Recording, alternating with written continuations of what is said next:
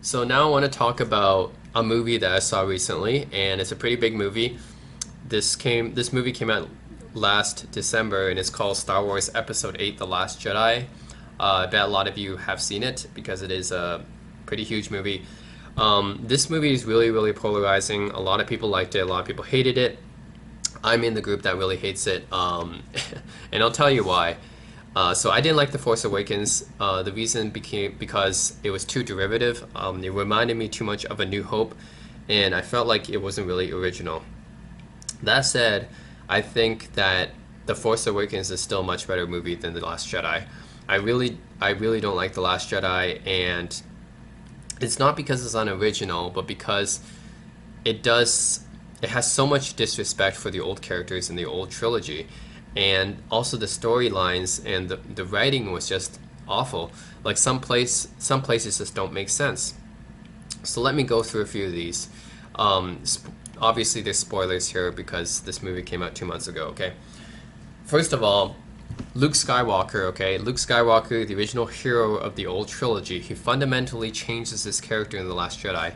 The Luke that thought Vader was redeemable, his father, somehow thought that his nephew Ben Solo was worth killing, if only for a moment, right? That doesn't seem like something Luke Skywalker would do. If you look at Mark Hamill's interview, he said, that's not my Luke Skywalker, that's Jake Skywalker, right? And yeah, I agree, it's not my Luke Skywalker. Luke dies a hermit by himself instead of going to create and dying a hero.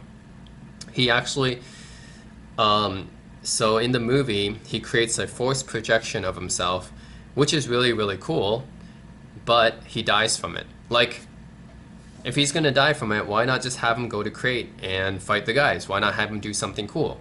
Why have the X-Wing be shown in the movie, but him not using it? Right? You would expect him to be using the X-Wing, swooping down, killing some of the walkers. No, you don't get any of that. He doesn't even swing his lightsaber at Kylo Ren at all. You don't get that. And yeah, you don't have any cool. You don't see. We've been waiting like 30 years for Luke to do something, right? Since Return of the Jedi, we want to see him doing something cool because he's been built up as this really powerful Jedi Master, the Last Jedi, right, in this movie. But he doesn't do anything like that. He just uses his force projection, which is really cool, but then he dies from it. So what's the point? Right? It's like you pretty much killed yourself, which I don't think is right. I would have written that scene better. For example, like when the walkers fired at him, it would have been really cool if he just held out his hand and he stopped all those blaster bolts at once, because this is what Kylo Ren does in The Force Awakens. He stops the blaster bolt with the Force. Well, if Luke did that and he fired them all back at the walkers, destroying them, I think that would have been amazing and really good for Luke fans. But unfortunately, yeah, this movie is just Luke just collapses and dies from exhaustion, which is really a cowardly way to die, I think, right? Yeah, I think a lot of people were disappointed about that. Another thing, there's no one-on-one lightsaber battles. It's just, there is a lightsaber battle, but it's not one-on-one, right? You don't have lightsaber against lightsaber. Another thing is Rey got built up a lot in The Force Awakens. J.J. Abrams created these different storylines for Rey. Like, when Rey touches Luke's lightsaber in the first movie, sorry, Episode 7, Force Awakens, Rey touches the lightsaber, Luke/Anakin's lightsaber, and she gets all these visions, which includes the Knights of Ren, right? That was Kylo's little group there. And she also has flashbacks of her parents flying away into space. And she gets all this from Luke's lightsaber. She was attracted to it. And then Maz Kanata says, yeah, we found Luke and Anakin's lightsaber somewhere, but that's going to be another story. We're going to tell you later. Well, we don't find out about it later. Last Jedi never explains anything. Last Jedi just says, oh, Rey's parents are just nobodies. Well, really? Well, if they were nobodies, then why have that vision of them flying away? What's that supposed to mean if they're nobodies? If she's not part of the Skywalker family, why have her be attracted to Luke's lightsaber? Why did Rey get visions from it? Where's the Knights of Ren? Like, it doesn't make any sense. The Last Jedi doesn't solve any of that for us. So Snoke's this randomly powerful being, and we don't get any explanation because he just randomly dies. He's supposed to be powerful enough to influence Kylo Ren from across the galaxy, millions of miles away, but he's not powerful enough to know that Kylo Ren is betraying him. Like, I don't get that.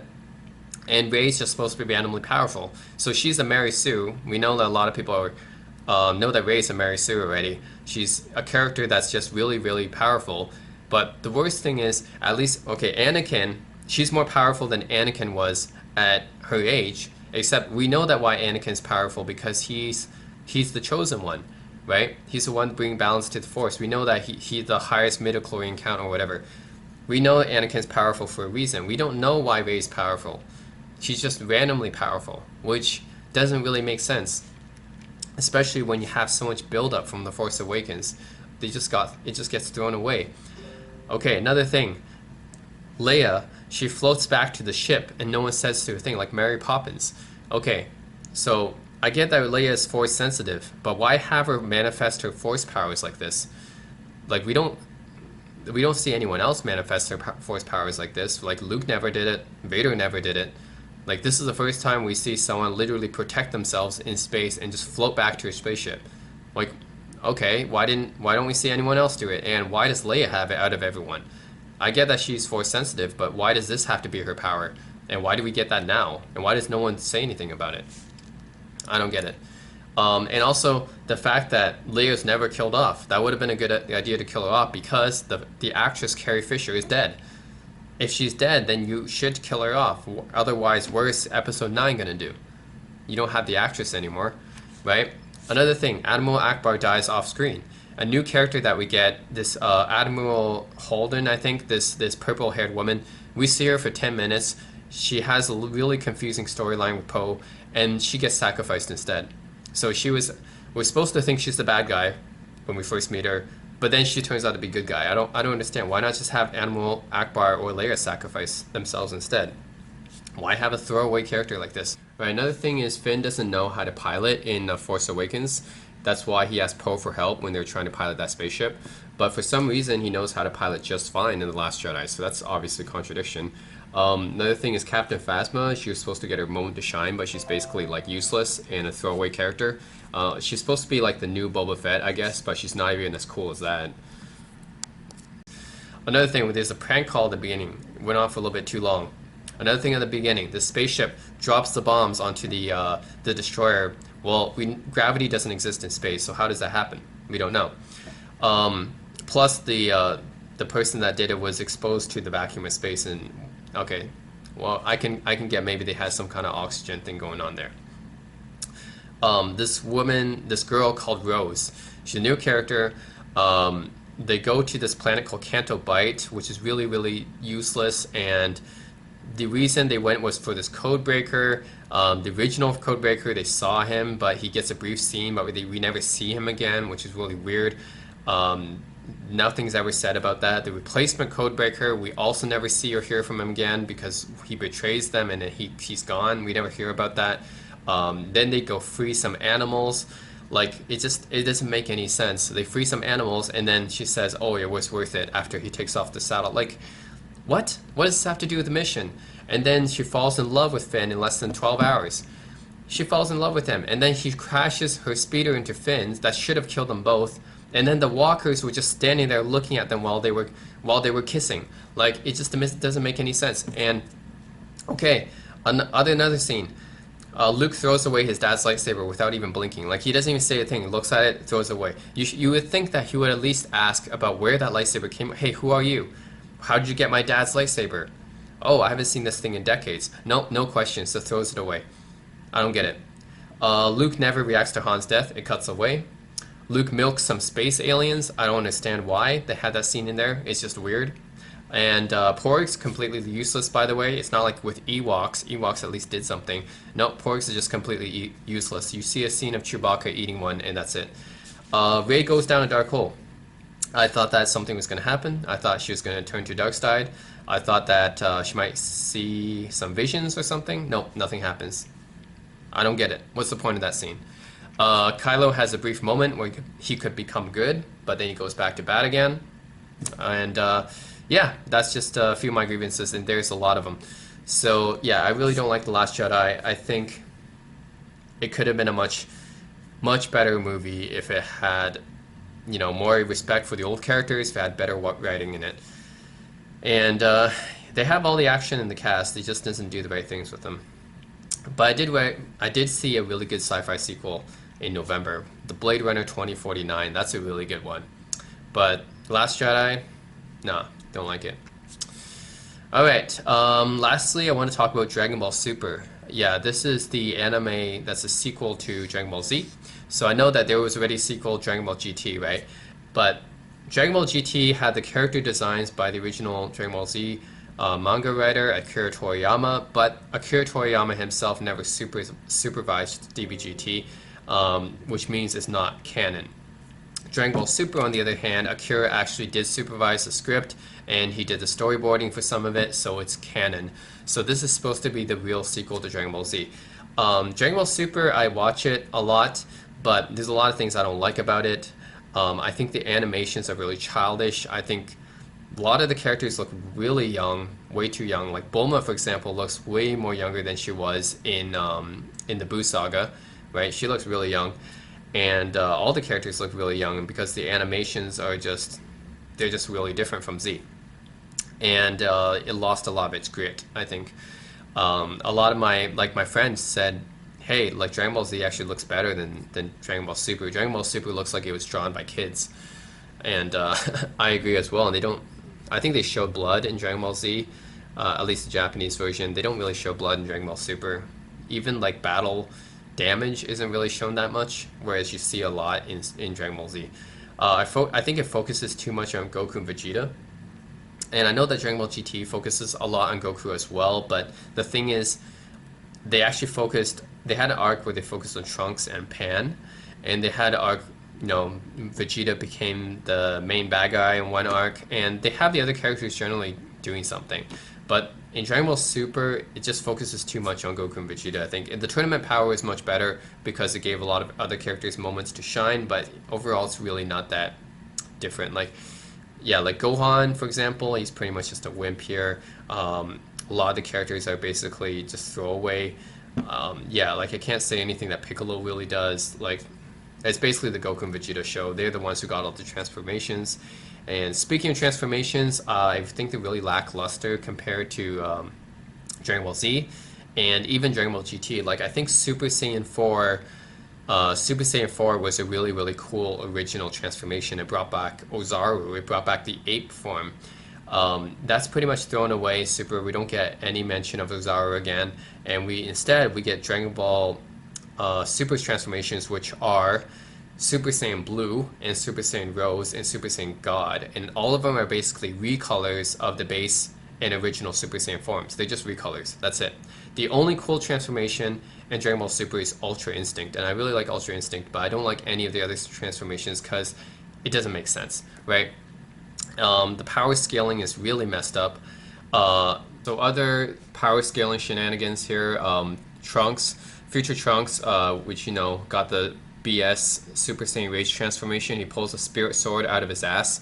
Like, there's no explanation how he knows a spirit bomb, let alone spirit bomb in a form that becomes a sword, and is somehow able to kill Murjamas, even though Super Saiyan Blue Vegito couldn't do it. Then we had a moment where Super Saiyan 3 Gotenks was beaten by a copy of Vegeta in its base form. So you have Vegeta in his base form is more powerful than a Super Saiyan 3 fusion. Okay, I don't get that. And yeah, like Super Saiyan Blue, a lot of things are just unexplained. A lot of transformations just not explained. Super Saiyan Blue, we see it first in the Resurrection F arc, but we never actually see Goku and Vegeta get it.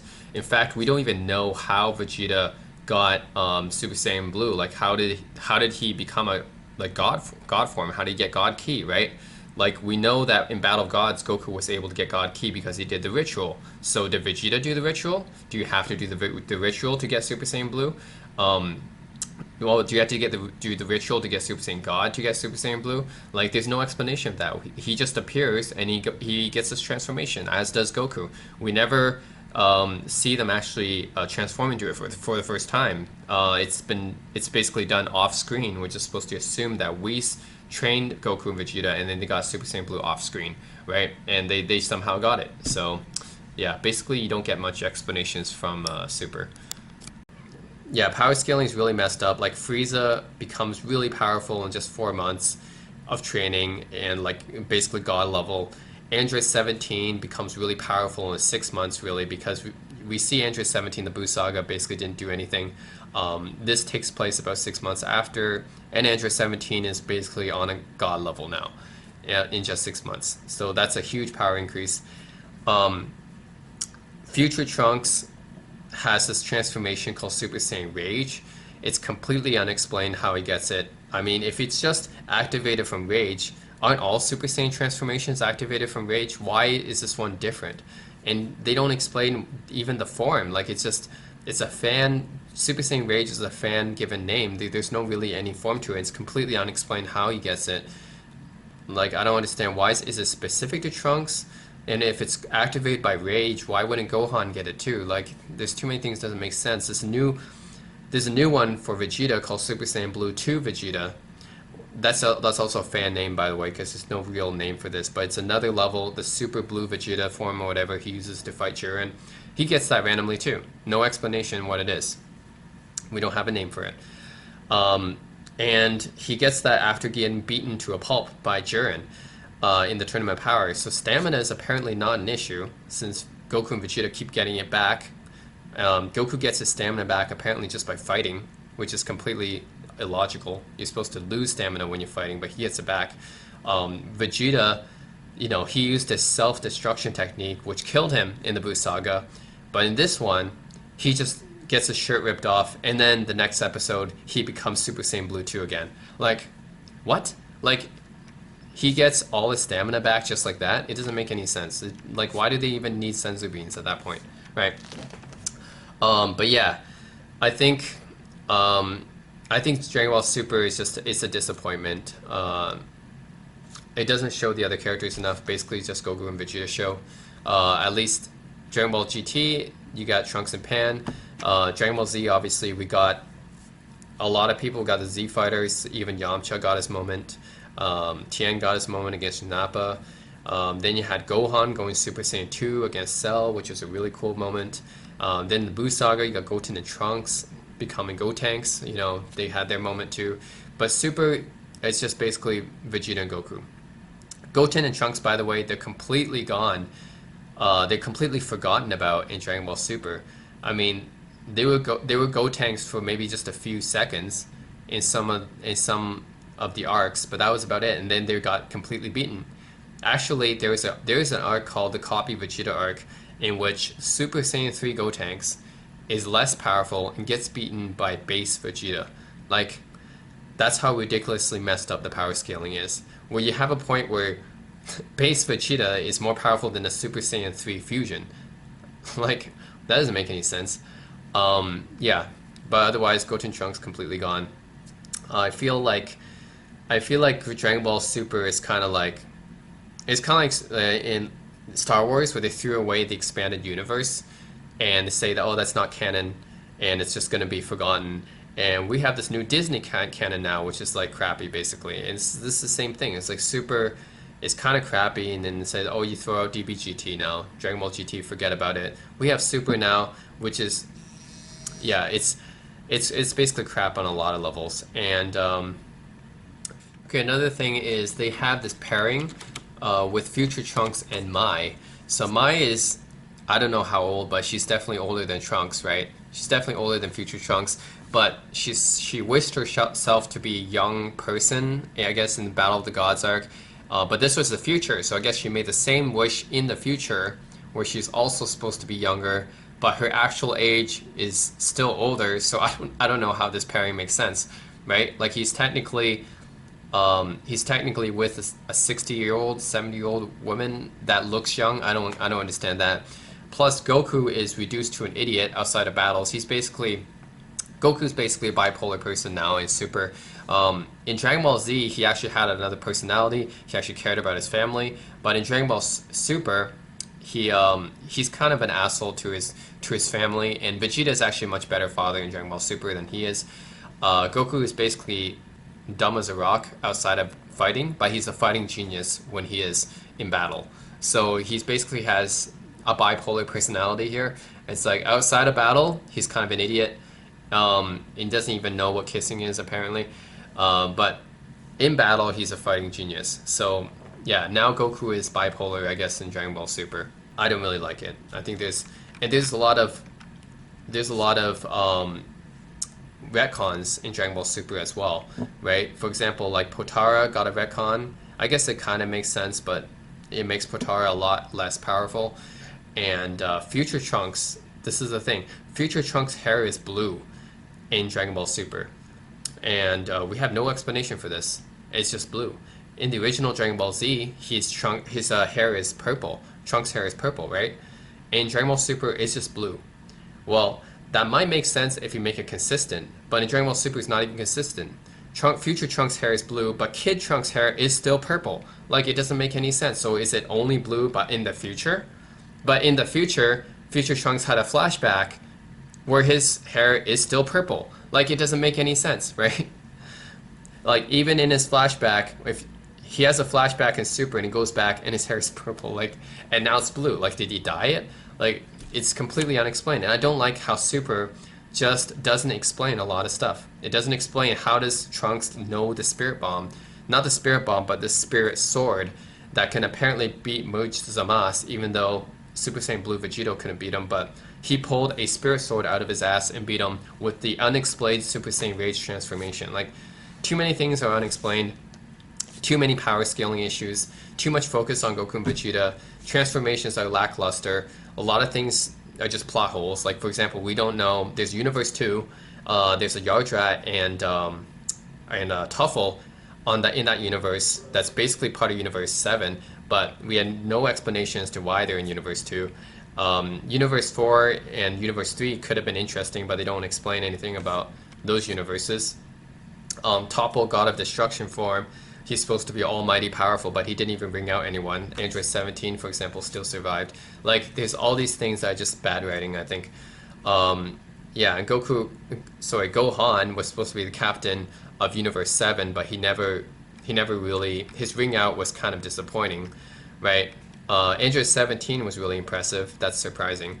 But I think in general, yeah, this just, there's no really any surprises in Super. There's some characters I like Hit. I like Hit. He's a really cool character. I like Caulifla is a pretty interesting character. I know she's basically the Goku of Universe 6. But I know a lot of people have issues with a lot of people have issues with her and Kale and Kaba getting Super Saiyan transformations so easily, especially Caulifla, because Caulifla is basically the Rey of Dragon Ball Super, I guess. She gets Super Saiyan transformations so easily. It's ridiculous. Like, she doesn't even have the original Super Saiyan transformation activated by Rage, right? Universe 6 even, Kaba activated his Super Saiyan transformation by Rage, but not Caulifla. All Caulifla needs to do is tingle her back, and she can activate her Super Saiyan form. And Super Saiyan 2 doesn't even need any Rage at all. Either she doesn't need any Rage for either Super Saiyan or Super Saiyan 2, because Super Saiyan 2, she just does it accidentally. Like, just accidentally goes Super Saiyan 2, and that's it. Like, I guess we don't need to have an explanation for that, but yeah. A lot of things I have to nitpick about Super. And that's it. That's all the things I have to rant about today. And I had a lot of stuff to rant about because it's been a while. So yeah, if you guys have any feedback about what I said, please leave a comment. And thanks for watching. And that's it. I'll see you guys on the next video rant.